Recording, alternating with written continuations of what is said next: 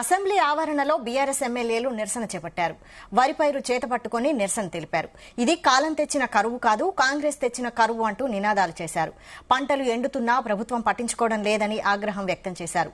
ఎండిన పంటలకు ప్రభుత్వం నష్టపరిహారం ఇవ్వాలని డిమాండ్ చేశారు. కాలం తెచ్చిన కరువు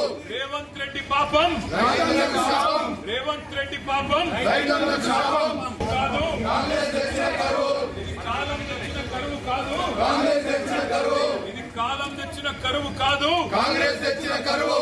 రేవంత్ రెడ్డి పాపం, రేవంత్ రెడ్డి పాపం కాదు, కాంగ్రెస్ తెచ్చిన కరువు. కాలం తెచ్చిన కరువు కాదు, కాంగ్రెస్ తెచ్చిన కరువు. ఇది కాలం తెచ్చిన కరువు కాదు, కాంగ్రెస్ తెచ్చిన కరువు. రేవంత్ రెడ్డి పాపం, రేవంత్ రెడ్డి పాపం కాదు, కాంగ్రెస్ తెచ్చిన కరువు. కాలం తెచ్చిన కరువు కాదు, కాంగ్రెస్ తెచ్చిన కరువు. ఇది కాలం తెచ్చిన కరువు కాదు, కాంగ్రెస్.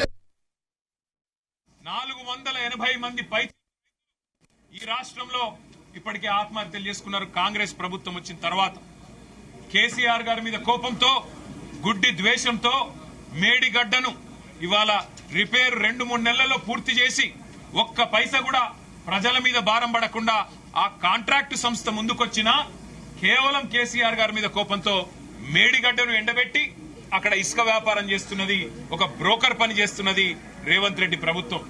ఒకవైపు ఇసుక దోడుకుంటూ కాంగ్రెస్ నాయకుల జేబులు నింపుతూ, మరొక వైపు లక్షలాది ఎకరాల్లో ఇవాళ ఒక గోదావరి పరివాహక ప్రాంతం మొత్తంలో పంటలు ఎండుతున్నా చేష్టలుడిగి చూస్తున్నది కాంగ్రెస్ ప్రభుత్వం.